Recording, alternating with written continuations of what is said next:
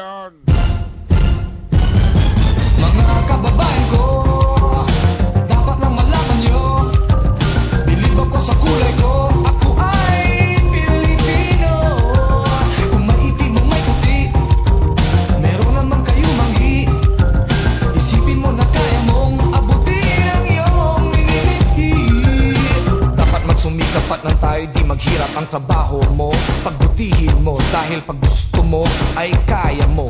Kung kaya mo ay kaya niya, at kaya nating dalawa.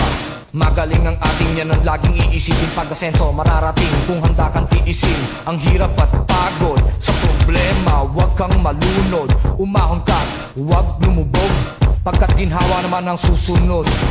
Iwasan mo ang inggit, ang sa iba'y ibig mong makamit. Dapat nga ika'y matuwa sa napala ng iyong kapatid.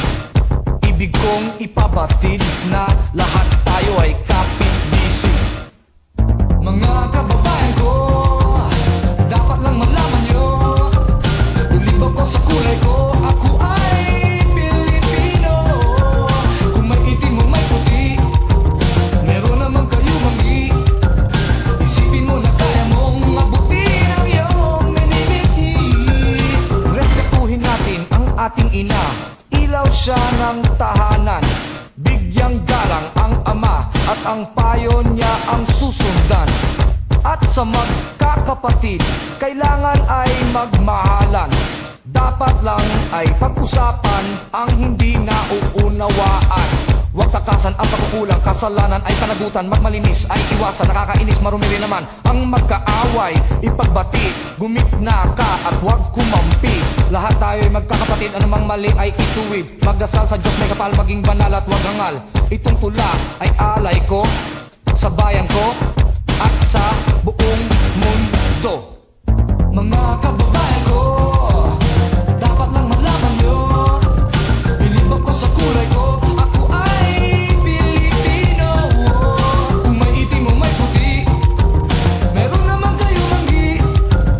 Isipin mo na kaya mong abutin ang iyong minimithi.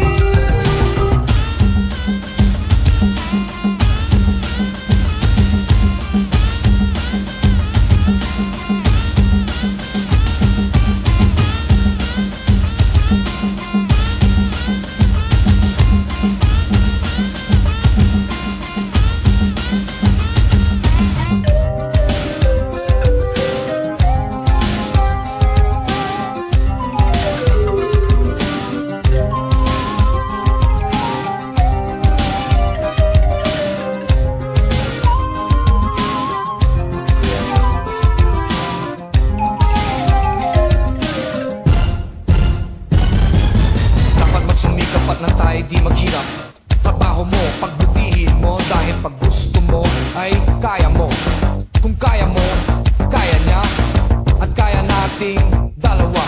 Magaling ang ating yan ang laging iisipin. Pag-asenso mararating kung handa kang tiisin ang hirap at pagod sa problema. Huwag kang malunod, umahon ka, huwag lumubog, ginhawa naman ang susunod. Iwasan mo ang pag-inggit, ang sa iba'y ibig mong makamit. Dapat nga ika'y matuwa sa napala ng iyong kapatid. Ibig kong ipabatid na lahat tayo ay kapit.